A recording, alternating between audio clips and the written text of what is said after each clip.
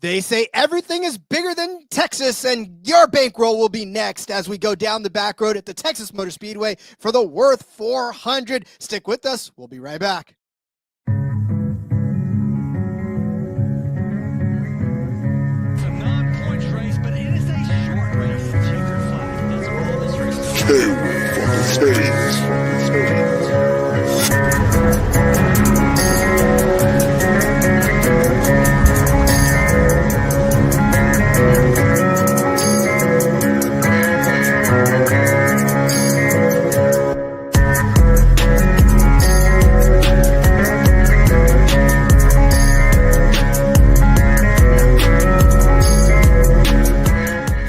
What's going on, everybody? Welcome into the Backroad. It is In Between Media's fantasy NASCAR show, a NASCAR betting show primarily. My name's Elliot Hicks. With me, Seth Woolcock and Rod Villagmomez. Guys, it just feels right, all three of us together again. And we got to start with the birthday boy over here, Seth Woolcock. Thanks for carving some time out for us this evening. Yes, sir. Jeb Burton year, baby. Blessed to have made it to year 27 after a ton of close calls over the years. So grateful to be here with you guys tonight. And a little bit of news that we'll share later, but just wanted to shout out Western Tennessee, man. Elliot, you can kind of share the news there, but we've done some really dumb things on this platform over the years. But maybe being live on the radio, or at least pre-recorded on the radio, is an absolute blessing. One of the dumbest things we've done. So great time for it, though, Elliot. We and our projections have been swinging an extremely hot bat lately, man, coming off 3 consecutive Cup Series weekends where we've been in the green, and love the offerings for Texas this weekend, baby. Yeah, no doubt about it. You mentioned it. As of this week, we are now also simulcast on Talkin' West Tennessee 101.5 FM down in that area. 8 p.m. on Saturday nights, you can check us down there. If you're listening to us down there, welcome and best of luck in those cup bets. I've got some history in Tennessee. I was born in Memphis. Didn't spend very long there, but went back for a nice little visit in 2020. It was the race, the Texas race that ran on a Wednesday night. That morning, I got about 2 hours of sleep, drove most of the way to Memphis, had a nice little visit there. And Rod, you got some history in Tennessee as well, you were saying. I haven't been on Tennessee radio for 24 years. The last time I was on any sort of radio station in Tennessee was in 2001 when I was down in Hopkinsville, Tennessee, or Clarksville, Tennessee, Hopkinsville, Kentucky. That area, I was on a radio station down there for a little bit, but yeah, hello Tennessee. It's good to be back on your airwaves again, and I'm very excited to be back with you guys, man. It's been a couple of weeks, so to be back here, and yeah, Seth, happy birthday. Your close calls, were they as close as Jeb Burton's was last week in the Oh, yes. Oh boy. Yeah, and shout out to our guy Kush here in the chat, wishing me a happy birthday, saying growing old is mandatory, but growing up is optional. That's some words to live by if I ever heard some, Elliot. Yeah, words of wisdom for sure. We will look back in the rear view at Talladega and give you a little news update as well. Give you our horizon forecast, break down the Texas weekend, and then our parking garage props, best bets for the Cup Series, as well as our bets of the week for the Xfinity Series, the Truck Series, and Formula One down in Miami. And if you like what you're hearing, the best way for you to support us, of course, like and subscribe on YouTube, or just keep listening. Throw your comments on. Shout out to all the commenters we just put up on the screen there. But you can also support us financially through the IBT Racing Family Discord. We at $3.99 a month or $36 for the year. That's less than $1 per race. The primary thing is it gives you access to our exclusive weekly betting model. You're gonna want it. Which did have Austin Cindric right at the top last week. That really William Byron second. He was on that front row too. Yeah. Yep, and this week it'll be good to look at too. We do give you a little preview of that on an article on the site that comes out Friday mornings, where I give you the top 10 of the model, break down what it is, and then give you some picks from that. You also get to chat with us, of course, on Discord.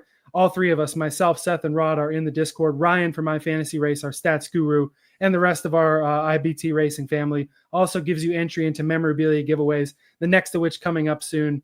We've got some good stuff there.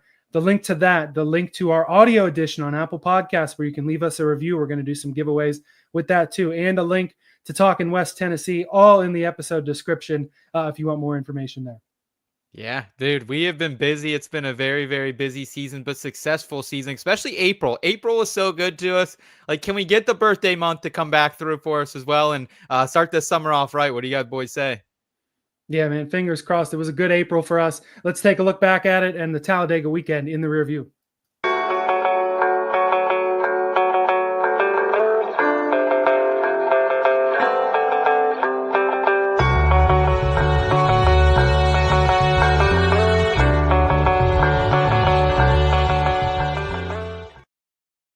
So we had an Xfinity and Cup doubleheader at Talladega. Austin Hill ends up, he is inevitable, ends up getting the win at Talladega in a close finish, unfortunately ending under yellow there. Just so close between him, Jeb Burton, and Jesse Love, but it is Austin Hill that claims the win. And then in the Cup Series, man, I feel same in the Xfinity too. You kind of spend all day waiting for them to race, waiting for the big one to happen. Doesn't happen, and Austin Cindric ends up getting the win. He was well overdue for one of super speedways, and Seth, that was a hell of a squad ride win for us. Dude, there's nothing better than cashing an outright, except when you cash an outright with your fam. We had a ton of tickets in the chat too that popped up in the Discord Sunday night. People rode with us. I know our guy Bob Bodner had a couple units down. I believe our guy Taco Boy over there and Trav, I think, we're also down on that. So there's nothing better than when everyone's making money in a weekend. And yeah, Austin Cindric, he got it done there. Finally, Kyle Larson, like, what sweet karma that it was Kyle Larson of all people who absolutely just burnt us at Atlanta when he dumped Cindric late in that race after dominating it, pushes him to the victory. That was great. William Byron, we were really high on. He was up there at the end too. So it all came together. The stars finally aligned for our boy Cindric, Rod. Yeah, and that was a good win, but there was so much that was going on that could have turned that whole race upside down, right? Obviously with Ross Chastain being public enemy number one, holding up all the Toyotas. Love it. Yeah, there was a whole lot of intrigue there at the end that I thought was a lot of fun. The Cup race, I know a lot of people in the Gluck poll did not like it, but I got to tell you, man, for a Talladega race, I'm not a fan of the big one. I get that there's people that love watching the carnage and love watching the wrecks that happen in a NASCAR race, but I'm not one of them because that just means good cars got taken out and you never got to see what happens to them, right? I want to see when they all finish and how they all do it. And we saw that this weekend, right? We saw everybody finish pretty much by and large and a finish that you could actually say, okay, that was a finish, right? Now we got to see what the fast cars could do toward the end. So, but yeah, I think Cody said it on the NASCAR Gambling Podcast. We got to come off of this Kyle Larson fade of super speedways because he's starting to look a little bit better than he did before. So Kyle Larson's starting to show us something. Yeah, I would agree with that. I think most people's problem is it was a finish and it was a clean finish. And there is something respectable about that we just don't often have at the super speedway tracks. But it was a finish where we only had the finish. It's fuel saving racing with this package where guys don't really move until the end. And now in the next gen cars of late, when you go to try to make moves at the end, nobody goes with you and they don't work. You know, I thought Hendrick Motorsports really had control of that race. Of course, Cindric had Preece behind him, but then you have 3 of the 4 Hendrick cars, 1 on the bottom, 2 on the top, and it just didn't work out for them. I think partly because of a lack of experience in super speedway racing. I always say, or would always say in past years in the Xfinity series, these guys don't make moves until it's too late, and that's why you have Austin Hills win the race. Now you have a lot of those guys in the Cup Series where I think it's part the car and it's part these young kids just didn't develop the same skill that guys like Dale Earnhardt Jr. had back in the quote unquote good old days at super speedways. Did you see though, when they, somebody tweeted out, there was the Cup race at the end and the Xfinity race at the end, and the last 2 laps, they played them kind of simultaneously, and just the differences in how these guys, you know, the Cup race, it was just 2 by 2, 2 by 2, 2 by 2. And then the Xfinity race, it was like dart out here, dart out there, 4 wide here. And so, yeah, I mean, there was a lot of that stuff going on in the Xfinity race that the Cup guys, like you said, they just don't want to make a move late. Yeah, you just couldn't get that third lane going unless you had a lot of boys going with you, right? Like you had to bring a pack with you if you're going to get that top lane going. So it kind of felt like an old school race, honestly, which I enjoyed it, actually. I thought this was one of the better Talladega races in a while. Like it wasn't exciting like we've seen at Atlanta over the past few years where it's really a handling track, but at the same time, I really enjoyed it. And, you know, this was great from a gambling perspective because also we had Alex Bowman up there who rated out very highly from a modeling standpoint, and very, very happy about that. I will say I do have to bring up this terrible beat. So I had Kyle Busch over 3.5 laps and led, and he was out there. He was mowing them down in the first stage. He got 3 laps, clicked them off right away. And then 4th lap, he gets dropped back, barely doesn't get it. And then ends up, you know, crashing out with the Brad Keselowskis of the world, and then gets back in it, gets back on the lead lap finally, makes his way up to the second of front row, and just gets taken out again. And then, so yeah, it was a tough scene for that bad beat, but it all came through with Cindric. We also cashed that Jesse Love top 5 ticket on Saturday, Elliott, and he looked like he might be poised for a win. He dominated the early sense of that race. Yeah, no doubt about it. Kyle Busch's problem at the end of the Cup race was the speeding penalty in that last section, which I think Josh Berry and Kyle Busch both were taken out because of that. That bad beat on Kyle Busch, I squad rode that with you, didn't work out. Oh, did you really? Oh. I did hop on that for a little bit, didn't work out there. But that crash as they're entering pit road did end up working out pretty well. I said I wasn't going to bet matchups or groups. I took a Logano plus 105 over Blaney on Caesars, and Blaney gets caught up in that wreck. So yeah. I went a little sprinkle to go along with the Cindric outright that I hit, that thankfully we hit as well. I've had a very lucky stretch, and it's part luck and it's part the model. I've hit the outright in some way, shape, or form 3 of the last 4 races. Let's go. Which is really good. And it makes up for those weeks like I had at Bristol and like you unfortunately had at Talladega this weekend, Rod, where things just don't work out in your favor. You had Jeb Burton. Didn't you have a Jeb Burton outright, Rod? 125 to 1. 125 to 1 earlier. This is why it's important to get in early, right? Because when we open the show, because we normally do our shows on Wednesday, right? Mm-hmm. And so when the books opened with the Xfinity odds, Jeb Burton was 125 to 1 to win the race. Went back again a couple, or I don't even know if it was a few hours later or if it was, whatever it was, but it was 40 to 1 the next day. Oh no, when I was putting it into our Discord, when I was putting it in, I was like, all right, Jeb Burton, let's go. Oh yeah, he got beat down to 40 to 1. The books realized that they screwed up in pricing him because he was 40 to 1 in other books, but I think it was FanDuel or one of the other books. He was 125 to 1. So I was like, you got to jump on that, right? That's the number to jump on. Wow. Want to shout our guy Nick in the chat. He also rode with us on Cindric last weekend. Congrats, Nick. Great to see that, man. Also, Andrew shouting out to one of those famous super speedway races where Austin Dillon won because of some of those big ones. Hey, it happens, man. It happens to the best of us. Also, Marcus asking who everyone's picking for Texas. Let us know in the live chat, guys. Let us know in the comments below. Let Marcus know and everyone else who you guys are riding with here at Texas. And Elliot, I will say, as we kind of just close the book on Talladega, I'm still all about the vibes of that place, man. Like we had Cletus McFarland running out there again, some great internet content out from him and the entire company that he has down there out there. So I just love the vibes of it. We got to get down there eventually. It's on my bucket list. If I die without going to Talladega, I don't care if I make it to 30 or not, but as long as I get down to the Boulevard, baby, and have a couple ice cold Busch lights on it, I'm ready to go. And I can die peacefully. Yeah, I mean, the Boulevard's definitely on my bucket list too. Maybe my second bachelor party. I was speculating over the weekend. A little Talladega Boulevard action. Talladega, unfortunately, did bring some bad news for Connor Zilisch, who crashed hard into the inside wall, as you see there on the graphic on the last lap. He's going to sit out the Texas race. Kyle Larson is going to drive his number 88 Blues Hog Chevrolet this weekend. The Xfinity Series is off for the next 2 weeks until Charlotte after this week. So I'm sure the goal is for Zilisch only to miss one race. And it shows, even though these cars are safe and he generally was okay, it seems like don't want to take the risk. He is still qualified for the playoffs as well through that COTA win. He has gotten the waiver for that.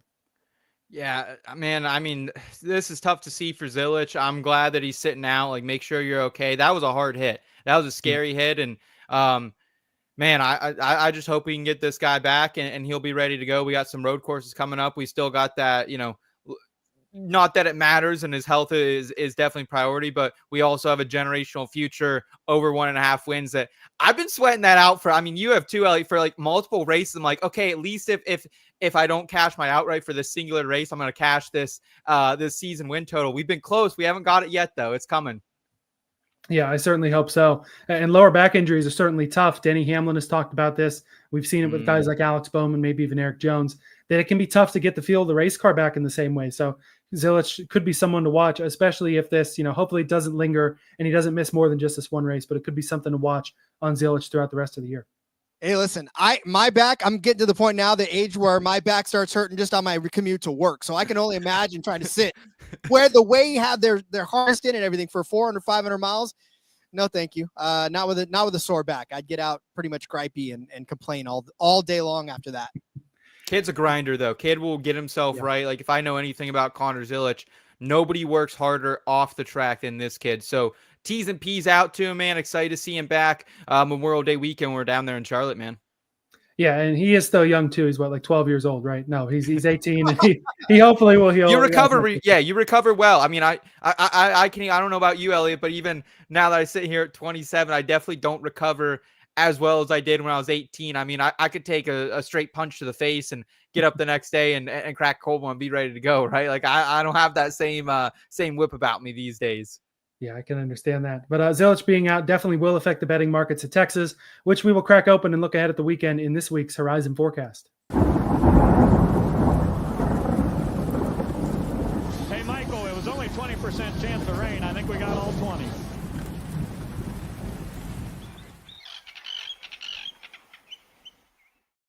All right, so as we look ahead to the weekend at Texas, the entry list for the Cup Series has the 36 chartered cars, as well as Jesse Love, this time in the number 62 for Beard Motorsports, and Chad Fincham making a return to the Cup Series for the Garage 66 car long team.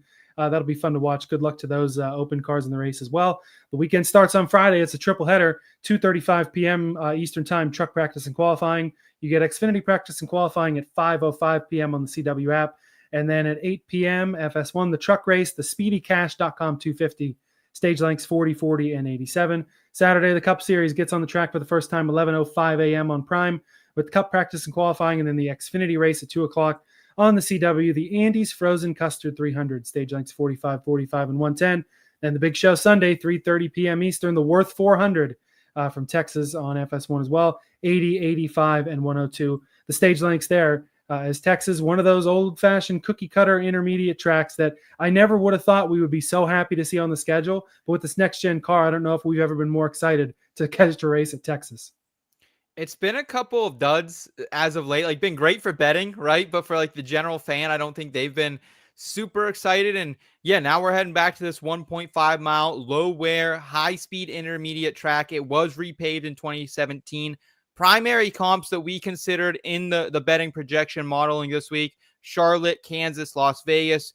Las Vegas is just one to circle because we've already been there here in 2025. Secondary comps as well, we did not include them in the modeling, is Michigan and Homestead.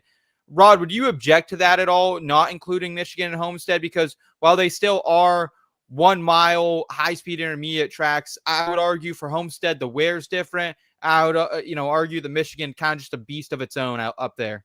Well, I mean, Michigan's so different that they made it a super speedway package for the Xfinity and for the Xfinity series. So, yeah, I mean, obviously each of these now 1.5 mile tracks have their own characteristics because they tweaked them. It used to be the cookie cutter, right? It used to be 1.5 miles and everything was the same, but now they've tweaked so many of these other tracks to make them a little bit different that it's almost like you can't even compare 1.5 miles to 1.5 miles anymore, which is kind of the way that Texas is too, because you can pick different lanes in Texas. You can move different ways in Texas, and there's a lot of ground to cover. So, I mean, yeah, obviously we're going to comp the 1.5 miles, but even still, to a certain degree, you have to take Texas as kind of its own little beast as well. And like you said, Elliot, we're so happy we've gone from road course to super speedway to short tracks to intermediate short tracks to, now we're back at this 1.5 miles where we can let ourselves kind of breathe a little bit. But even still, I mean, it's a little difficult to handicap because we've seen so many different tracks over the last few weeks. It's like, wait, how do we handicap 1.5 miles again? Yeah, those are definitely some good comp tracks that we have as the primaries. Obviously, they're all a little different, but those are certainly the ones to go with. And I looked at Homestead and even Darlington a little bit, not necessarily in super like the model stats like you put together, but if they ran pretty well at those tracks, I know it's a different racing style, but we've been to both of those places in about the last month to 6 weeks. Like I always say with betting, it's part how have you done before at this track, and it's part what have you done for me lately in general, and anywhere that's relatively similar. Yeah, I'd agree with that. And I will say too, like something to keep in mind, it's tough because, you want to bet this like every other 1.5 mile track out there.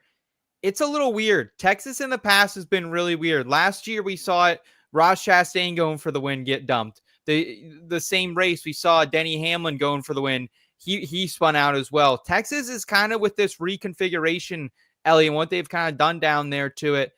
It is tricky. There are some really tough parts to this that, for whatever reason, kind of trick drivers a little bit into making a mistake more than somewhere like Las Vegas, I would argue. Yeah, and I'm sure that's an interesting combination of the fact that, like you said, back in the day, cookie cutter, we came here twice a year. Vegas is still twice a year. had places like Chicagoland or your Kentuckys that are like sort of similar. Mhm. We don't go there as much anymore, and the racing has changed on all kinds of tracks with the next gen car, including at these places, which thankfully has made it better. Because like I said, Texas was the biggest scapegoat in the past. Oh, yeah. We're back at a mile and a half, and the racing is going to be terrible, and we don't want to be here. But now we want to be at Texas. I completely agree with you there, man. One thing to keep in mind as we get into some trends, I haven't counted it out, but there are so many of these current Cup Series drivers that have won here in the lower series. Like, it's astounding. And I think it kind of goes back to what you said, Elliot. It was a very cookie cutter track at one point.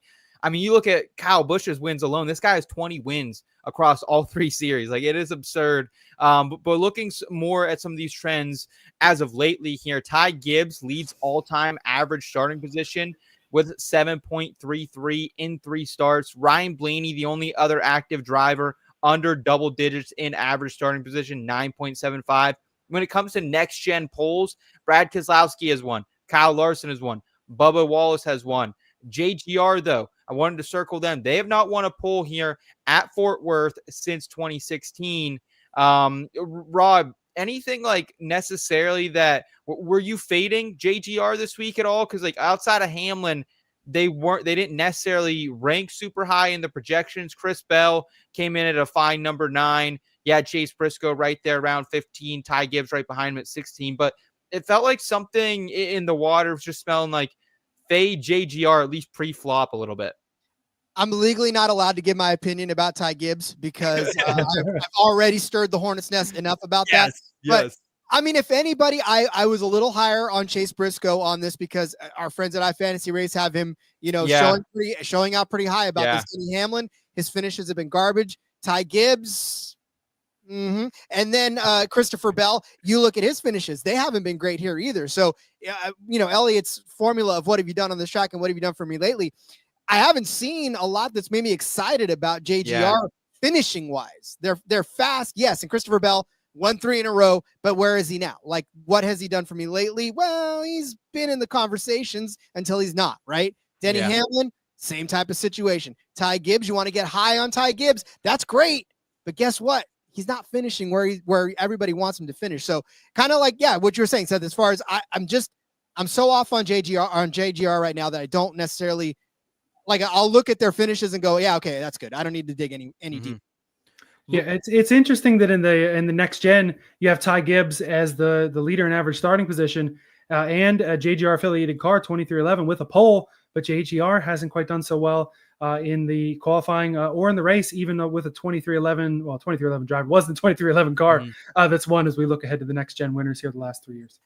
Yeah, as you mentioned, Tyler Reddick in 2022, he's one of the 3 winners we've had here over the past 3 years. And I believe that was in an RCR car, right, Elliot? RCR Chevrolet. I was all queued up, man. 2311 car one. And then it's like, nope, he was still finishing up with RCR. Yep. William Byron in 2023 wins it for Hendrick. And then 2024, Chase Elliott gets it done.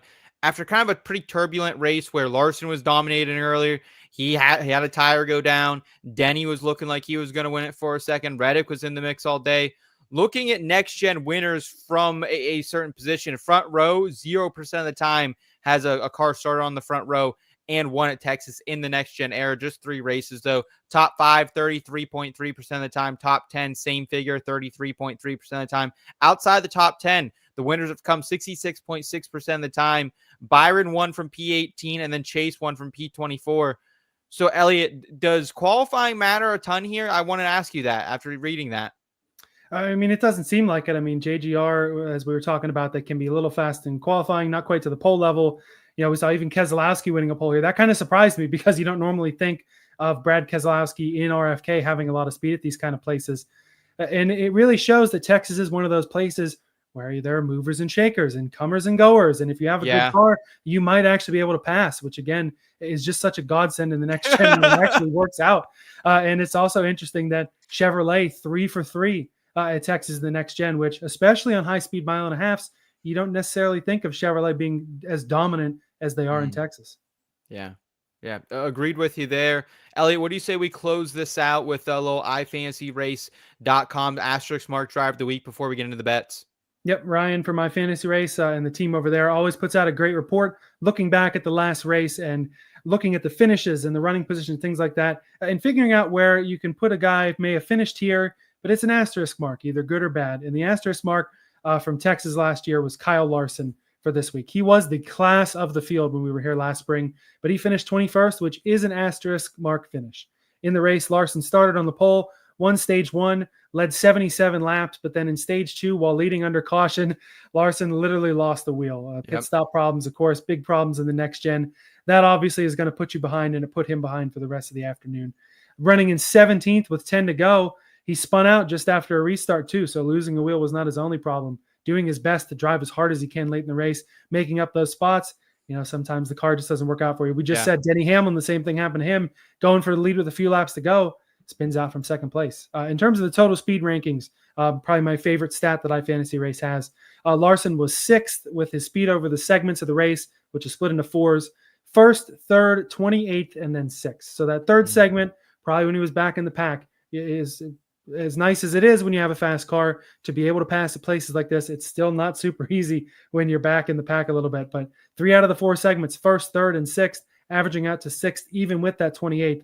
It's safe to say on multiple series this weekend, even on the dirt track over there in Texas that he'll be running with the high limit, Larson's going to be a threat for sure. Rod, it's one of those interesting things because Larson, he comes in overall 3rd in our projections, 86% IBT grade, 34 out of 34, the best in the Texas Next Gen Total Speed Rankings. However, he's the 15th worst Texas average finish in that same span. So it's really tough to trust Kyle Larson this week, all this being said. But we know he'll be fast. Is Texas a super speedway? I'm confused because Kyle Larson only seems to struggle. And listen, I'll talk a little bit more about Kyle Larson's speed. And honestly, if you don't feel comfortable betting him as an outright, which I'm sure a lot of people don't out there, especially given there's a great way to get in on Kyle Larson's speed because he's going to be fast at this track. And we've got a couple of great offerings bet-wise to get in on that. And then you don't have to worry about him winning. You just need him to be fast all race long, which, as we've proven, he is. Yeah, I certainly am looking forward to that, as I'm sure everyone else is. So let's go ahead and crack these books open in the parking garage props.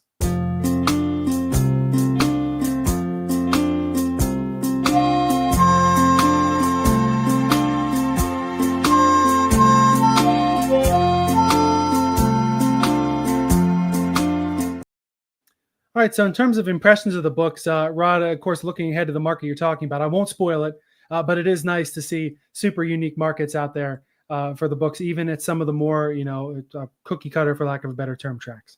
Well, and I know that we've enjoyed that kind of a offering with F1, and now that they're getting a little more creative with NASCAR, I think it benefits everybody because there's a lot of fun little markets that you can get in, and, you don't always have to worry about who's going to win the race, who's going to finish top 10, who's going to finish top 5. Sometimes all you got to do is just bet on the right winning car number, like we've done time and time again, and you have a better day than if you were to try to guess the outright. Yeah, I agree with that, and I just had to throw this out there too. Is anyone else's Caesar Sportsbook been a little weird lately? Yes. I have not been getting the full allotment of offerings I was getting for a while earlier this week. I couldn't get any NASCAR odds from them. Earlier today, putting together my card, I went to Caesars. I had 0 NASCAR odds on the book. Well, I had the for the championship, but nothing for this weekend. Yeah, okay, so I'm glad I'm not on an island out there. Let's get it together, Caesars. You're usually one of the NASCAR leaders when it comes to sports bets and offerings out there. So let's get together here as we got the Coke 600 in a couple weeks, right? We got Indy 500 in a couple weeks. We need to get this together. Other than that, I was happy with the offerings, Elliot, other than not a lot of Xfinity out there right now. I think the midweek switch from Zilisch to Larson in that 88 car really kind of threw some books off. Everyone removed their odds, and we haven't got a ton of offerings outside of outrights from a lot of these books. Yeah, and that really does affect the odds, like I mentioned. We'll talk some more Xfinity later, but we know most people are here for the Cup Series, so we're going to crack that open. And I have to give you two the floor first because it is both Seth and Rod that are squad riding on a Cup outright this week that I'm not sold on yet. So I want to hear your cases and see if I'm hopping on to make this a full show squad ride. Wow, you're not sold. You're not sold, Elliot. The projections have been swinging an extremely hot bat, as we talked about. And you're going to disrespect the guy who has the highest IBT grade in history, 98%, William Byron has also been stellar all season long, despite only having that one win coming at the Daytona 500. 70% top 10 rate, tied for number one in the series, 50% top 5 rate this season, average finish of 8.5. That's the best in the series, only person under double digits. And when it comes to Texas, man, Byron, number one in Texas next gen average finish, 3.7, ahead by a large margin. Number one in the total speed rankings in that span. Last year, 5th in average running position in this race, 8.9, 3rd in driver rating at Las Vegas, our closest comp that we've been to this season. Number one in average position, 7.5. Number 2 in driver rating. Want more reasons to bet him, Elliott? Want more reasons to tail Willie B? Number 3 in 2024 comp average finish, 8.4. One of the only 3 drivers under 10.0 in that metric. And number 1 in 2025 total speed rankings at conventional ovals. He's been the fastest car when it comes to this style of track. So, Rod, any additional thoughts on why Elliott is all of a sudden gun shy on the projections in Willie B? How can you go against a Hendrick Motorsports driver? I thought you were a fan. I thought you were supposed to be all big on it. But no, listen, for William Byron, this is one of those things where Cody and I talk about this all the time with William Byron. He starts out the season red hot, which he's done, right? He's definitely started out the season red hot, and he's got that win in his pocket, but he's cooled down a little bit. And now this is where he's going to need to pick it back up again. And what better track? And look, we can argue we've never had a season like this where we've thrown so many different styles of tracks into the beginning part of this season, right? Between the road courses, between the super speedway, between this, I mean, there seems like it's just been a different track every single week. And it's kind of hard for William Byron to get his feet underneath them. But the last 3 weeks, right? 2nd at Darlington, 6th at Bristol, 3rd at Talladega, he's starting to build up some steam again. And then you put him on a track where he's finished 2nd, 7th, 1st, 3rd. Like, this is William Byron's chance to heat back up again and get his season back on track, get another couple of wins in the bank before his gigantic summer slump, which we know is coming. So, I'm all about William Byron. Yeah. Hey, first of all, you never know how early that summer slump can start. So let's say that it's getting warmer here in Pennsylvania. So that means summer's around the corner. It's no disrespect to the books. And I'll get another thing straight. I'm an Alex Bowman fan. I'm not a Hendrick Motorsports fan. We'll start there. But for Byron, it's a lot of it, honestly, is the number, like a 6-1, 6.5-1 even. I know the projections are great with just how many, it's not one of those races everybody can win. But with your Larsons and your Hamlins and some of these other guys that we're going to talk about along there with Byron, and we know that Byron's awful strong at these sort of places. Mm-hmm. But man, there's just so many other numbers out there that I'm just very cautiously optimistic on the 24 this week. Basically, is what I'll go with. Yeah, 6-1 is short. Like 6-1 is short. I just think with how fast this guy's unloaded this season, I don't know if we're going to see that any better. So yeah, I would have loved to find a boost. I was hoping BetRivers would maybe throw one of their random boosts out at me this weekend, but they didn't. So I can totally understand if you don't want to, lay a 6-1 on William Byron. If you'd rather lay that on Larson, I totally get it. Elliot, though, the direction that I want to go in, and I think it's a pretty good number for Christopher Bell. I found him at 11-1 on Caesars, and I know we talked down Bell a little bit, and the stats aren't perfect here, especially for Texas. But I think that I'm also thinking that Texas and the other mile and a halves are more similar than maybe you guys do, and we'll see who ends up right. But I've got a few stats that I've pulled from Ryan at iFantasy Race because I think both of us are really handicapping the race pretty similar. So something that he threw out there at the high-speed mile and a half since Charlotte last year, where he won the rain-delayed Coca-Cola 373.5 or whatever, however many miles it ended up.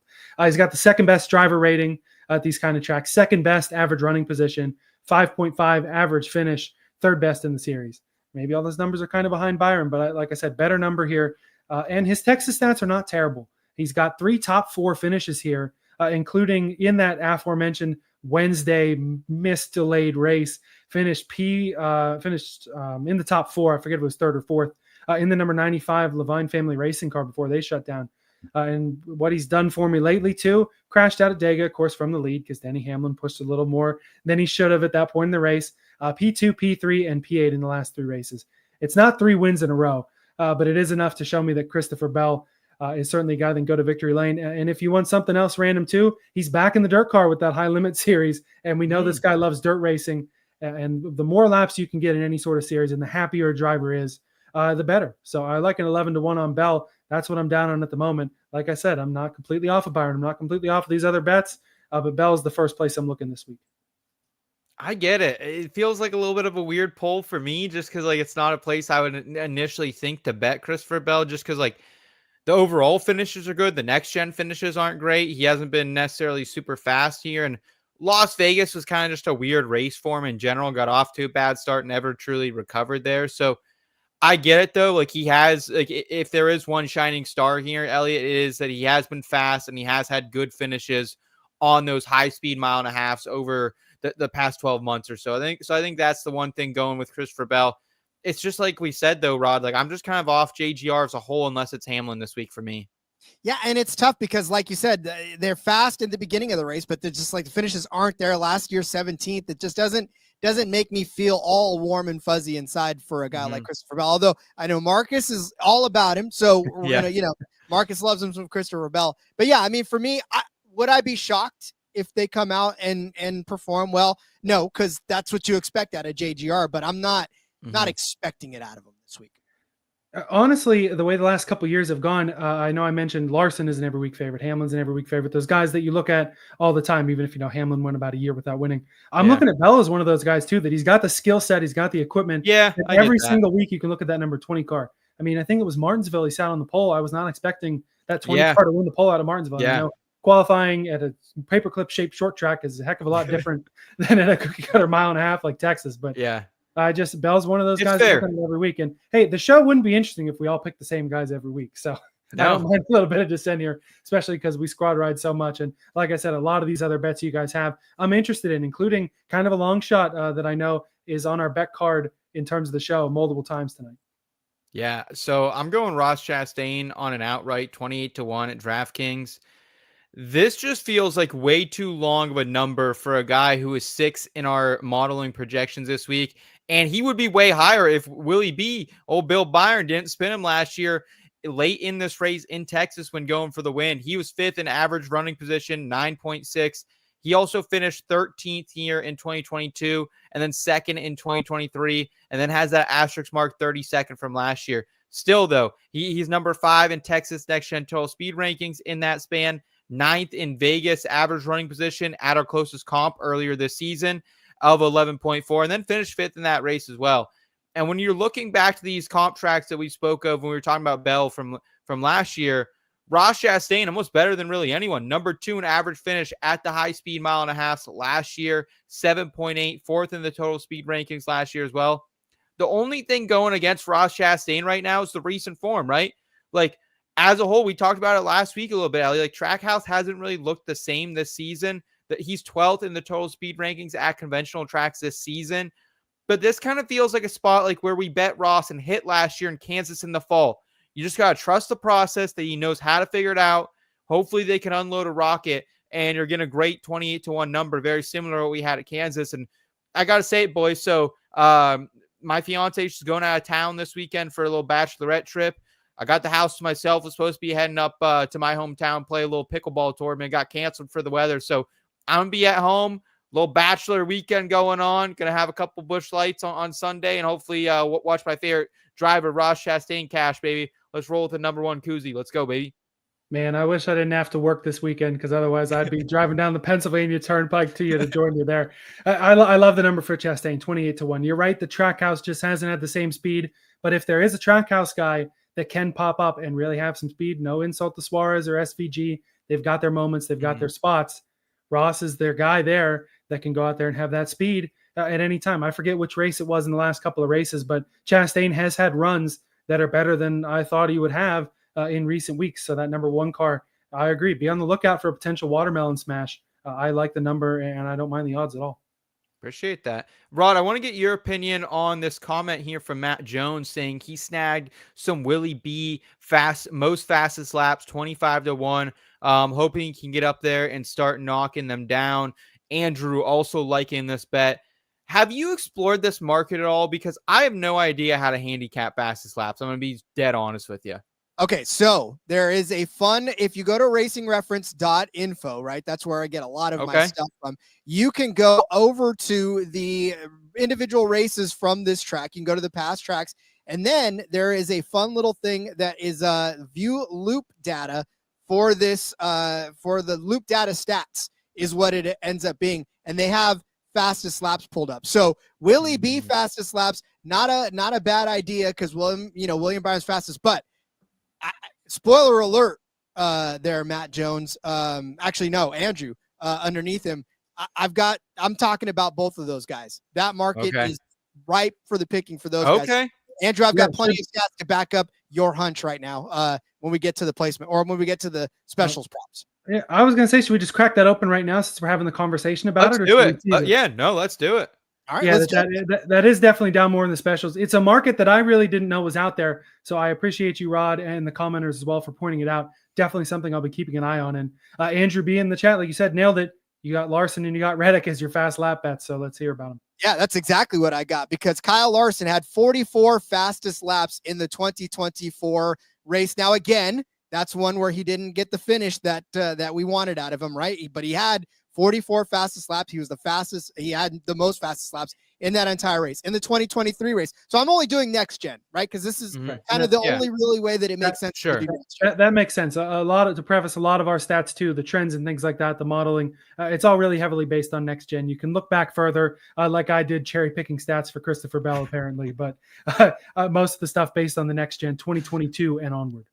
Yeah, and so then in 2023, Kyle Larson again had the most fastest laps with 85 of that. Bubba Wallace was next with 20. Denny Hamlin was third with 18, and then Tyler Reddick was fourth with 16. I will say that in the 2024 race, it was Tyler Reddick 2 fastest laps behind Kyle Larson for the most. So 44 for Larson, 42 for Reddick. Hamlin had 27. The only reason, Matt, that I'm not thinking William Byron's going to be the fastest because he's not the fastest all day. If he wins because of strategy. He wins because of something that he does right. So for me, it's like that's what I'm taking into account, especially for the last 3 seasons where it's been either Tyler Reddick or Kyle Larson that has had the fastest laps on this track. In 2022, Tyler Reddick, 38 fastest laps to Kyle Larson's 24. This is the one race, though, that William Byron had 21. He was third on the list. So he was competitive. 25-1 too. Yeah, that's a great number. And to play devil's advocate, I don't know how his fast lap data was there, but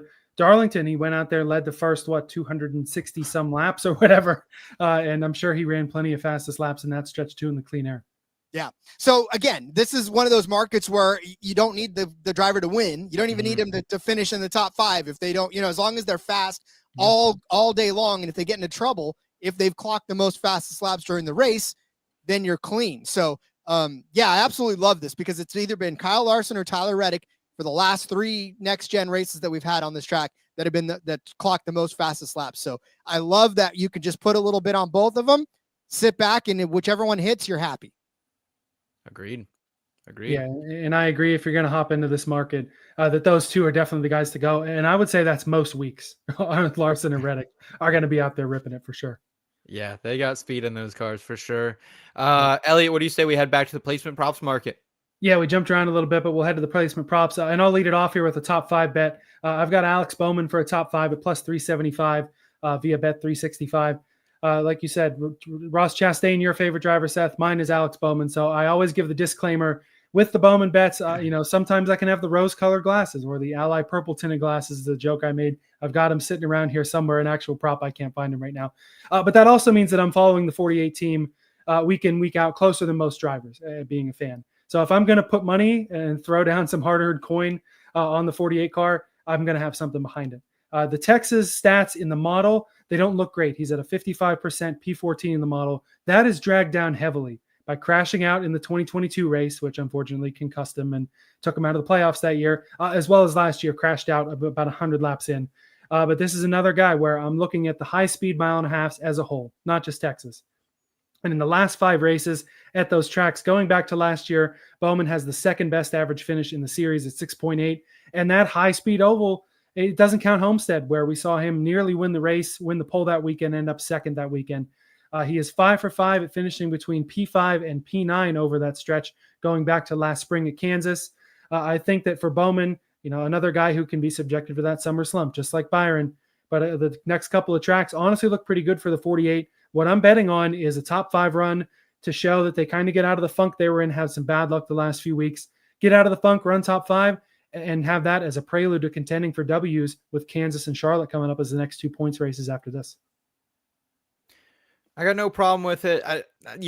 I'm usually more like, hey, let's bet Alex Bowman for a top 10. So the top 5 feels a bit aggressive with where we have him ranked, but it's the numbers, man. Plus 375 compared to what was probably a plus 105 or something for the top 10. I've got top 10 bets just for the number and for the sense of the books, No, makes total sense. I want to shout out our girl Didi in the chat saying, hello, boys and IBT family. What's up, Didi? And dropping a $20 super chat. Too kind as always, Didi. Thank you so much. We greatly appreciate it. Hope you're having a great Thursday evening and a wonderful May 1st as well. Thanks for tuning in tonight. We appreciate it. Yeah, no doubt about it. Always super appreciated. Everyone in the comments chatting with us. And hey, the super stickers don't hurt either. Got a couple more top 5s, top 10s, top manufacturer props while we're here, Seth. Yeah, I'll just shout out Byron top 5. I already gave my spiel about him, but I've seen this as low as like minus 160. I've seen it minus 200 some books. So a plus 105 from our friends out there in Pittsburgh at BetRivers. Appreciate that. You guys got quite the storm out there out in the Berg this weekend. So excited that they kept the lights on at BetRivers while they couldn't do it at Caesars though.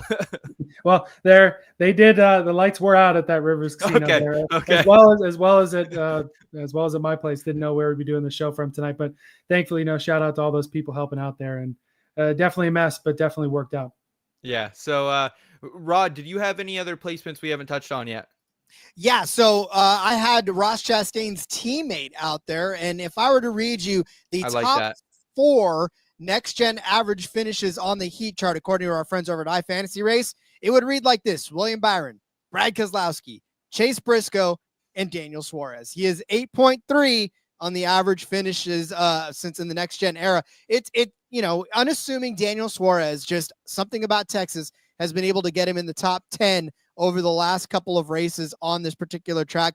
An 8th place finish in 2023, a 5th place in 2024, 12th place in 2022, 10th place in 2021. So in that 99 car, of the 4 races that he's been on in that 99 car here in Texas, 3 out of the 4, he's finished inside of the top 10, which means, he's got something figured out here at Texas. But to go even further than that, I know it's not next gen era, but he's got 2 third place finishes in the 41 car. So, the Stewart Haas 41 back in the day. So he's got 2 third place finishes with that as well. Daniel Suarez, a lot of times goes overlooked because he's either going to pop up and win you a race or he's just going to run middle of the pack, right? It just feels like that's Daniel Suarez's lot in life lately. But like I said, on this track, something lights up. He's able to figure it out. And plus 220, I think the books, we talked about the impressions, but I think the books realize we're back on a mile and a half. So the prices are not necessarily all that sexy, right? So plus 220 for a top 10 is a really good number. And for a guy like Daniel Suarez, who has done this 3 out of the last 4 times he's been on the track, 2 out of the 3 next gen races, this season. And let's not forget, we talk about what have you done for him lately? 2nd place at Las Vegas, another mile and a half. So absolutely love Daniel Suarez as a top 10 here this week. I am so happy you brought him up tonight, Rod, because I've already, set a couple DFS lineups. I'm sure I'll change those once qualifying comes out, but I like to get an initial look at it. And Daniel Suarez is the guy that I didn't think a lot of people were going to be on. And as you mentioned, super high in the Texas Next Gen average finish. And that race at Las Vegas, that was not a fluke either. Like, that finish was legitimate, that he was top 4 in average running position that day, top 4 in driver rating. So I'm absolutely with you. If I had a little more in my bankroll, I think I'd be looking to get invested with Daniel Suarez. He's one of the drivers I left off my card, Elliott, but I'm very interested in potentially getting invested with the number 99 car this weekend. Yeah, don't get me wrong. That P2 at Vegas was a little bit strategy aided, but it wasn't like he ran like garbage all day. Kind of like Josh Berry, strategy helped win there, but not like he ran poorly all day. Suarez, that's a good call out. A guy that I hadn't really looked at that closely. And in terms of, I think it was average finish or another stat that you brought up, Rod, if you guys weren't talking so much down on JGR, maybe Chase Briscoe, another guy that could be worth taking a look at some odds on. Yeah, he has good stats here too. Daniel Suarez, 11th in the IBT projections this week. So I will say, like, we're not like the projections overall outside like the top 6 guys. There's not a lot of guys. We got a lot of people in the C's, D's this week, Elliott, but Suarez was definitely one we had circled. I want to go back to you now with a couple more of these placement props, though.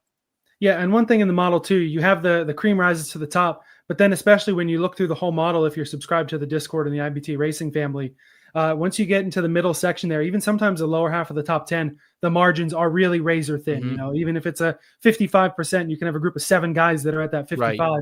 with some varying good stats, either in the average finish this track or maybe not the average finish this track, but on the comp tracks, things like that.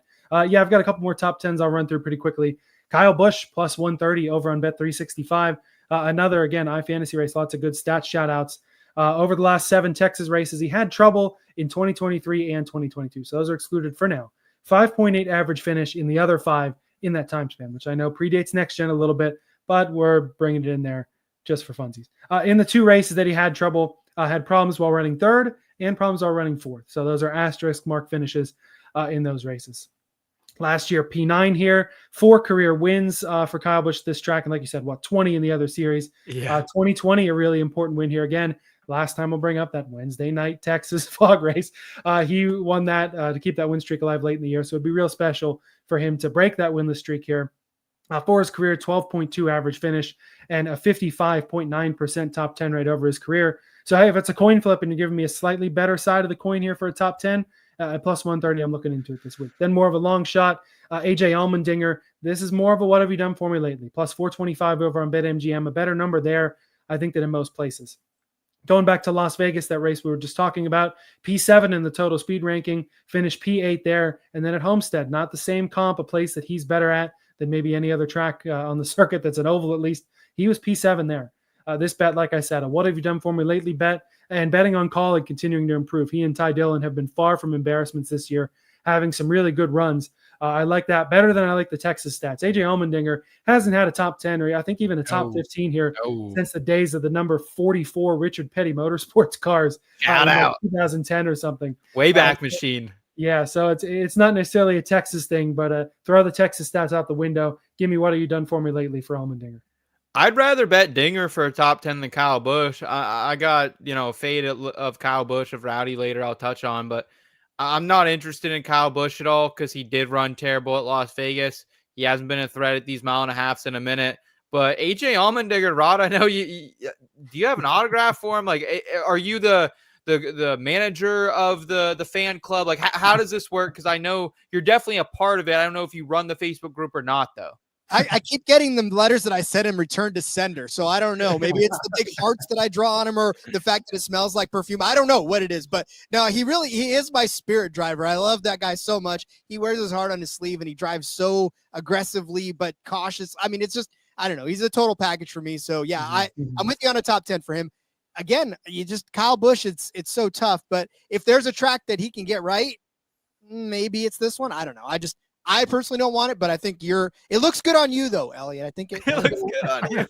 Yeah. Hey, first NASCAR driver I ever met, 2009 Dover, AJ Allmendinger. Got still have that autograph picture laying around somewhere from those number 44 days. I think he's got the Hunt Brothers Pizza Fire suit on. Mine was Scott Riggs and Martin Truex Jr. at Erie Speedway. So shout out Scott Riggs, baby. Let's go. All right. I wanted to move to staying in placement props, but move to top manufacturer. I got 2 top 4, a little bit of longer shots for you. And I will preface this with I'm terrible at betting this market. Unless I bet the favorite, I never hit these. So tail at your own caution. But I just thought there was especially since both of your guys that you're betting on this got disqualified last week. So yeah, so but hey, they are motivated, my friend, and these are great numbers. And really, these bets are more of a fade of Ryan Blaney, if anything, who way overpriced in the top Ford market. And he is currently 13th in the projections this weekend and has an average Texas Next Gen finish of 21.7. The one thing you got to keep in mind with Blaney, though, we know that this guy can unload a rocket. So we've seen it at Las Vegas, just can't get the finishes. So looking at Joey Logano specifically, this is a guy who comes in here 6th in the Texas Next Gen average finish, 11.3, 5th in average running position as well at Las Vegas, 9.1. Overall, he's someone very high up in our modeling. He comes in at 7th. So I like Joey Logano plus 475. I saw Caesars had this at plus 250. I saw some other books had this at 2-1. So to get a plus 475 from our friends in Pittsburgh feels great. I'm a half a unit down on that. And I'll also take a half a unit on Ryan Preece top 4, 20-1 at DraftKings. My goodness, folks. He's 18th in our projections. He finished P3, though, at Las Vegas.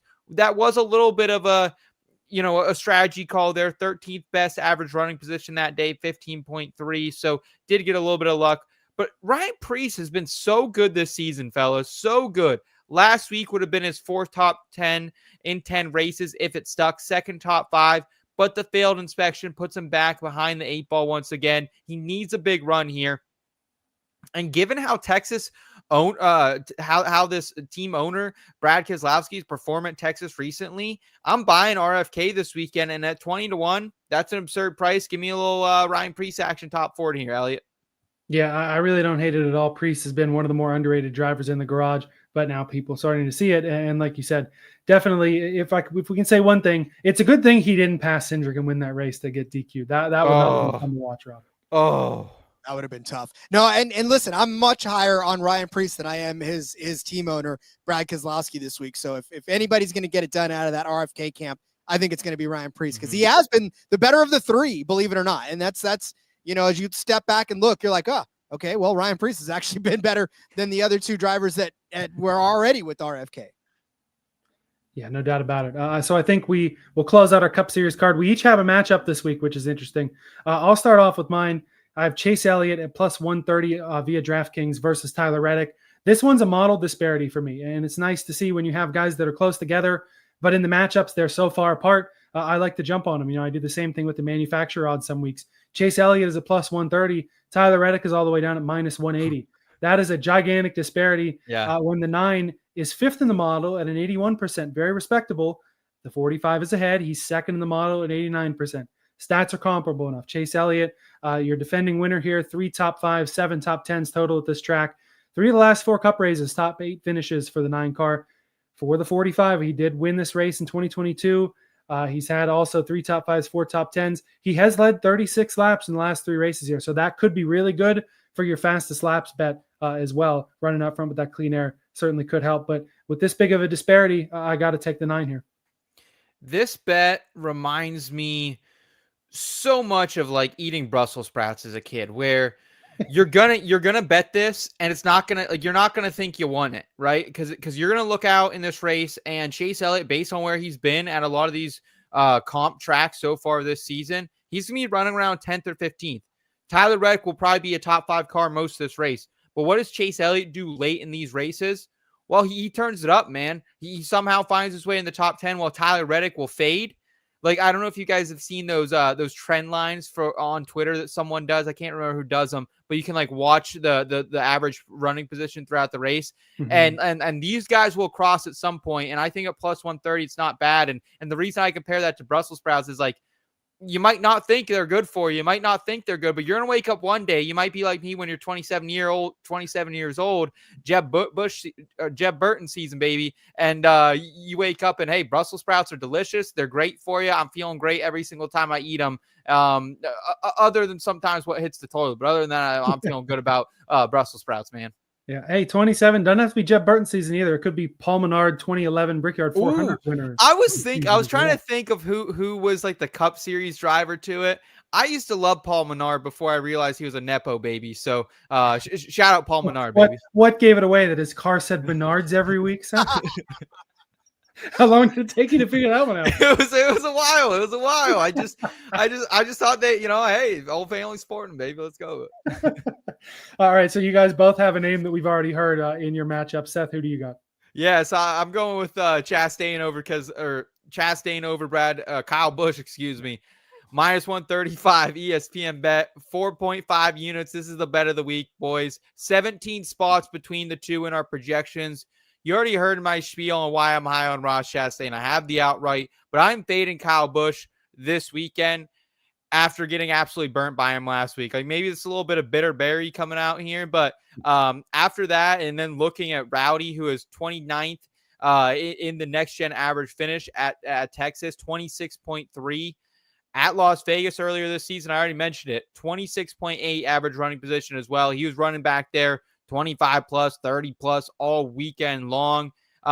Did have an average finish of 16.2 at comps last year compared to Ross's 7.8, nearly a 10-point swing there as well. And also just recent form has been garbage for Kyle Busch, 23rd in the total speed rankings at conventional ovals behind his teammate, one Austin Dillon. So I want nothing to do with Kyle Busch this weekend, Rod. And it doesn't seem like you do either. Oh yeah, no, I'm good, and I don't want any part of Brad Keselowski either. So I'm going to take Ross Chastain over Brad Keselowski minus 125 over at TK. And honestly, when you look at Brad Keselowski's stats here at Texas, you're like, but why would you fade him? Because he is, again, like I said earlier, one of the top drivers into the average finishes. In fact, he's the second highest driver in the average finishes on this track. He's 8th as far as the total speed ranking is concerned on Texas. So, you know, there's a lot to be said about Brad Keselowski and the fact that he runs very well at Texas, and that's fine. I recognize that. He's on a good string of top 10 finishes, 6 top 10 finishes in a row on this track. All 3 of them in the next gen era have been top 10 finishes as well. But this season is not a Brad Keselowski season. His average finish 26.1. You point to Las Vegas, which was great, on an 11th place finish for his time there. But I mean, he's got 3 DNFs already this year. Last week at Talladega was one of them. Bristol, he finished 16th. Darlington, 33rd. Martinsville, 26th. Homestead, 26th. Phoenix, 33rd. Like, this has not been Brad Keselowski's season. So I don't care if he's been good at this track every year except for, you know, whatever. He just hasn't been good this season. Whereas Ross Chastain, on the other hand, 5 top 10 finishes in 10 starts. 7th at Bristol, 7th at Darlington, 6th at Martinsville. That Las Vegas race, he finished 5. Brad Keselowski has only beaten Ross Chastain head-to-head 2 races this entire season. So I'm just going to ride the trend and take Chastain over Keselowski this week too. I'll tell you what, man, his nickname is Bad Brad, and he has been bad this season, boys. Like, Elliot, when we did our rankings earlier this season, our power rankings, I had Brad outside my top 16. I didn't think he was a playoff driver. I didn't think it was going to be this bad. I will say, though, I tried to fade him with Chris Buescher on a similar strategy earlier this season. Like, hey, Chris Buescher has beat Brad like 9 out of, whatever the number was. And Brad ended up snaking me out there. So that one hurt. But I love fading Brad Keselowski, who just hasn't been his season so far. But I just didn't think it was going to be this bad. Like, I didn't think it was going to be top 16 good. I didn't think he'd be outside the top 20, top 25 in points right now. No, definitely not. And for Brad, what have you done for me lately? Absolutely nothing. So I definitely like that one. And to be honest with you, I don't mind the Chastain over Kyle Busch. Even if I have the top 10 bet, I'm totally fine with the Kyle Busch finishing 10th and Ross Chastain finishing 7th. Go ahead and hit both of those bets. Why don't you? Let's do it. Awesome. Guys, I love those cup cards. Those were great cup cards tonight. Yep. Yeah, that closes out our cup cards. We'll give you each a quick bet of the week for the Xfinity Truck and F1. For the Xfinity Series, there's one place to start. It's the Kyle Larson outright. Minus 139 is the best I could find it at on BetRivers. And you guys know me. Normally, I would not be caught dead betting a minus money outright anywhere. But with how fast this 88 car has been, and I know partly it's the team trouble, partly it's a rookie driver trouble, an 18-year-old kid in the car also affecting how that team's races are going. But this car has been fast every week. Kyle Larson is fast everywhere. That equals dominance to me. Larson's run 10 Xfinity races since his move to Hendrick Motorsports, 4 wins, 9 top 5s. That 88 car is going to smoke the field, I feel like, on Saturday. You said in the Discord, you're like, oh, I think maybe we, get pre-flop, maybe a plus 250. I was like, if we get a plus 250, I'm down to clown, baby. But we did not. And so I totally understand it. I'm not gonna talk bad about this bet at all. I'm not going to bet it. It's a little steep for me for an Xfinity race. So you never know what happens. But at the same time, I've been the guy who's bet the same number on Kyle Busch in the truck. So I have nothing to add. Yep. Yeah. As far as Larson's concerned, I mean, look, it's minus 139. That he's in the 88 this time. He's not in another car that hasn't been prepped. This is an 88 car that's going to be prepped. So, and prepped for Zilisch. Yeah. But Larson could drive anything. Yeah, so you guys, one of you's got a top 5, one of you's got a top 10 for Xfinity. Let's hear them. Rod. All right, I got Jesse Love. Give me Jesse Love as the top 5 car, minus 125. Jesse Love's the fastest of these guys that you just don't pay attention to all the time. You forget that Jesse Love is there until all of a sudden that 2 car is blaring by everybody. And so for me, this is a matter of, okay, now that Kyle Larson's in the field, Jesse Love's top 5 number kind of got a little bit better because it was pretty nuked beforehand. So Jesse Love getting a little bit of a bump as a top 5 car. He has been. He's already got a win this season. So that 2 car is going to be in the top 5. And he's not scared of Kyle Larson either. He'll race with Kyle. He's going to race the Cup race this week too. So, that there's a reason for that. And it's because Jesse Love's a perennial top 5 finisher. And he's going to do it again this week. Feeling pretty good about that 11-1 championship future on him, Elliot. Yeah, it's not too bad. And we know that Love can compete against Larson, unlike in the Cup Series where the 62 versus the 5 doesn't turn out so well. The guy you have for a top 10, Seth, not scared of Larson either. No, Ryan Sieg, top 10, -140 at ESPN Bet. I'm down 2.5 units on it. And if they keep giving it to me at a bettable number, I'm going to keep betting it, boys. Yeah. Ryan Sieg, man, this is a guy has built this team up from the ground. You have nothing but respect for him and what he has done for him and his brother Kyle Sieg in this series. He's been top 10 in 4 out of 5 comp races last year. Average finish was 7.8 in those races. This does not include his second place run at Texas, this very same race where he had an 8.6 average running position, gave Sam Mayer a run for all his money at the end, almost came away with that win. 7th best average running position on the day, 7th fastest green flag speed as well. Oh, no, yeah, we were just at Las Vegas recently. He ran top 10 almost all day, finished P7 as well. I like Ryan Sieg for a top 10, -140. Give me the money, baby. Yeah, some talk about parlaying that Larson outright in the comments. See if I don't know if you can parlay the Larson outright, Love top 5, Ryan Sieg top 10. That'll give you a better number if you can make that work. Andrew B with that suggestion in the comments. In the Truck Series this week, again, some Cup ringers stepping down. I don't love this number. It's a little short for me, but I'm looking at the Carson Hocevar outright. He's running that Spire number 7, ride the Dente Chili's truck. We know the kid's got the confidence now that he can run well in the Cup Series. I think that personally in this race, he's probably more likely to be top 5, but he's also likely to crash running for 3rd and end up back in the field. So I figure boom or bust with the outright here. In the Cup Series, a good track for him. P16 and P10, 1 in 2023 in the Truck Series here, P4 in 2022. Kid who's got the confidence, got Truck Series experience, and honestly, these Spire trucks equal or better to the Nice trucks. Go ahead and ride the Dente to victory lane, Carson Hocevar. I'm legally not allowed to say anything about Carson Hocevar now too. My list of Hocevar gives it. It's those young kids you can't chat about. Any thoughts on Hocevar and what's your Truck Series bet, Seth? Yeah, the tough thing about Hocevar is I actually woke up today. I was like, man, I think I'm gonna bet Carson Hocevar for this truck race. Like I'm ready to go. I looked back through his numbers. I mean, you're dead on, Elliot. Not only is he good at Texas in the Cup Series, but he's good here in the trucks. One of the very best to do it here as of late. It's just like I was surprised at 4-1. I was like, really? A guy who hasn't run a truck race in a minute?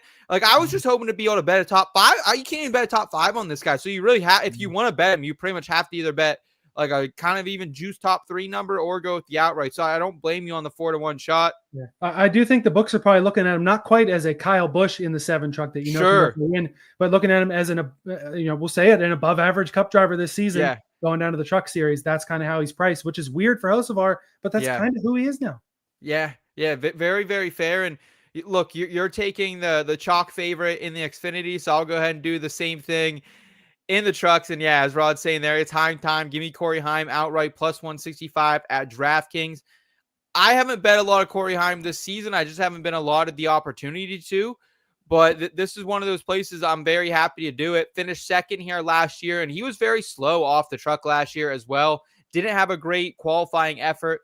Was 4th, though, in average running position behind only Kyle Busch, Rowdy, Christian Eckes, and Nick Sanchez.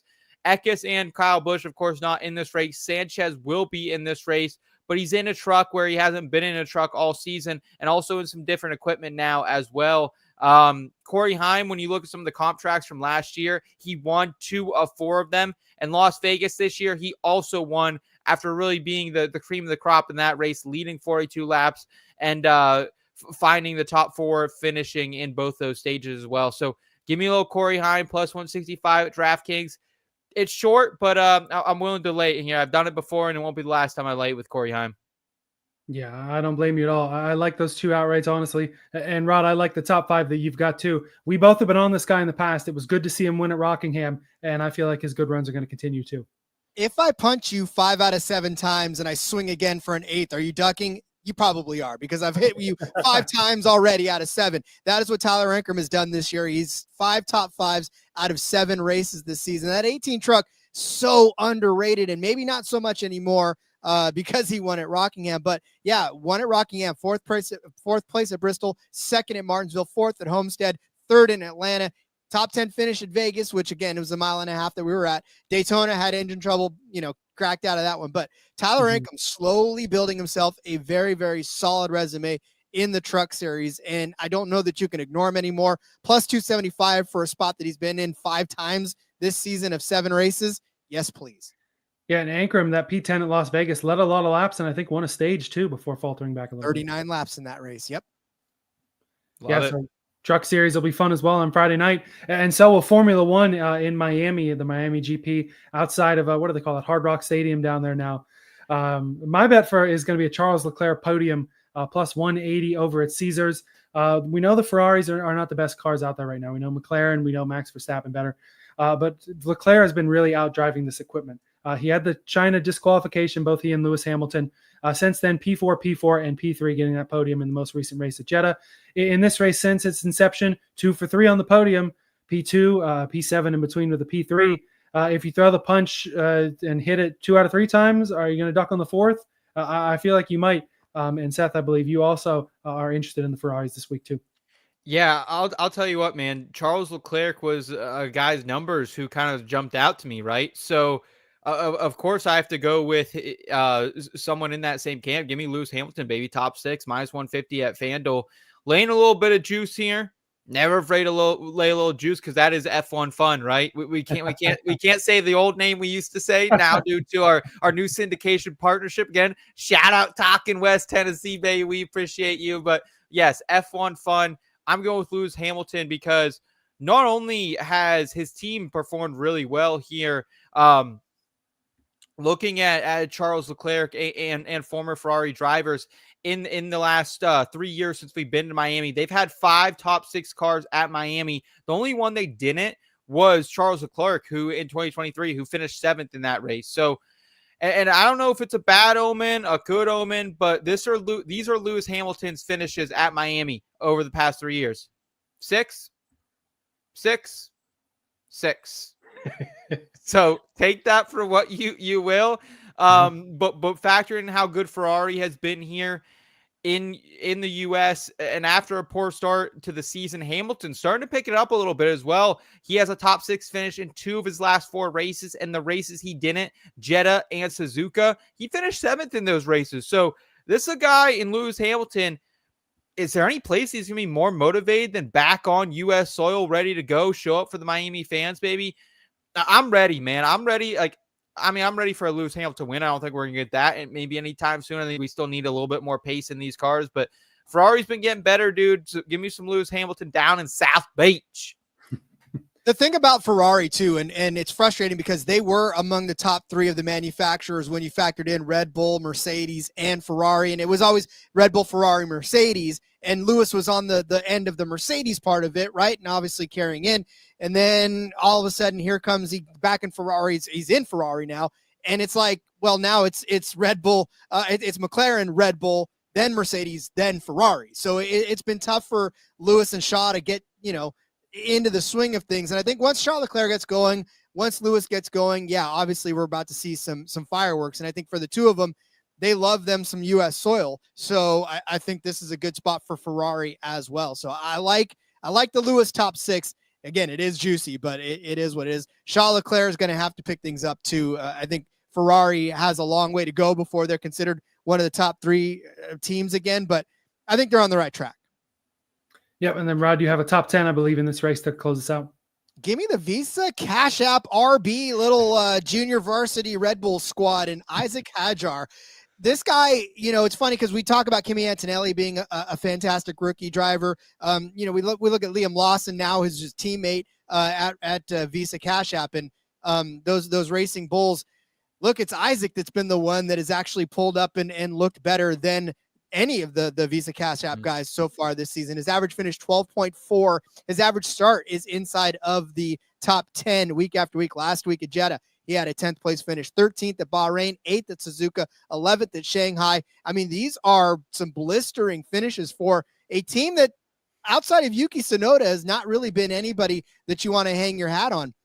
But Yuki Tsunoda at this track, a 7th place finish in 2024 in that Visa Cash App machine, 11th place when it was AlphaTauri, same sort of difference, and then 12th place in 2022. So Tsunoda has piloted this equipment into top 10 territory over the past few seasons. And I think with Isaac Hadjar, I mean, he's just been that perennial points guy week in and week out. And it's, like I said, it's a little bit of a surprise because we're not used to seeing Visa Cash App get to the top 10 week after week. So unless it's Yuki Tsunoda, that second car's never been that strong, but Isaac's making it that strong. So give me Isaac Hadjar at even money, because a lot of times you're not going to get top 10 bets at even money or points bets for even money, but you're getting it here with Isaac Hadjar. Yeah, that's been one of the most interesting battles of the year, is those guys right around the top 10. We've seen guys like Ollie Behrman with Haas get up there and get the points. Alpine have some good runs, and Hadjar, a guy with those Racing Bulls that has been up there and close to it as well. Yeah, I feel like picking the last 4 or so drivers in F1 top 10s is so interesting. It can be a very profitable market, and I'm glad that I have veteran F1 handicappers like yourself, Rod, to kind of guide us down this road, as well as Elliot, who has become quite the F1 fan over the past couple of seasons. I'm learning. Rod is still the expert, but I'm learning. Yeah, no, but that's awesome, man. I'm definitely interested in kind of seeing how these back, I don't call them back markers because they're definitely fast improving team. The back markers are the Saubers. These guys aren't back markers. Yeah. And the Haas right now, these guys, poor Ollie. I just said Behrman's had some top 10s. He's made Q3 a couple of times this year. I know, but he's just, it's not what he wants. I know. I definitely get it. So, Rod, you threw out the term fireworks. Maybe that's our new name, is F1 Fireworks. How's that sound? I like fireworks. Let us know down in the comments and in the chat. Like, again, we can't say the old name that we used to call F1, so now it's F1 Fun, but we will amend it. So let us know your favorite. Like, what should our F1 segment be called? We want to hear from you in the chat, and we just want to hear from you in general. Let us know your favorite NASCAR bets. Let us know whether that's Cup, Xfinity, Truck. We want to hear from you. If you got some F1 bets as well, let us know down below in the comments or in the live chat. Again, the easiest way to support us here at In Between Media. First, go over and check the website, inbetweenmedia.com. Elliot has his article out there every week. Nicolette has her F1 article as well. We got a lot of great written content, some events over there as well you can get invested with. And also, just make sure you're subscribing to the channel if you're new. Give this video a thumbs up. And Elliot, tell everyone what else we have going on here over the next couple of weeks at IBT. Yeah, we got lots of fun things going on. I will shout out Rod, though, first. NASCAR Gambling Podcast, your primary home, as well as So You Like Sports. If the motorsports already kind of into it with the betting, but if you want to go even further, Australian rules football, a little UFL over there, Rod's So You Like Sports is definitely the place to go. Yeah, 100%. I mean, I've got darts over there too now. I've got some handball, German handball league. Yeah, go check it out. SoYouLikeSports.com for everything else that no one else is talking about. Yep, and like you said, Seth, the primary spot for us in -betweenmedia.com. You can, like I said, like and subscribe to the video. The IBT Racing Family Discord, a great place to go. Shout out to everyone on the audio version as well on Apple Podcasts, and shout out to those WNWS 101.5 FM out of Jackson, Tennessee. Give you a little legal ID action there. You're free to use that. Again, 8 o'clock on Saturdays, that'll air if you're in that area. So give us some radio love too. The links to all of that fun in the episode description. And man, it's always fun when the three of us come together. Thanks to everybody for rolling on down the back road with us. We will see you next time.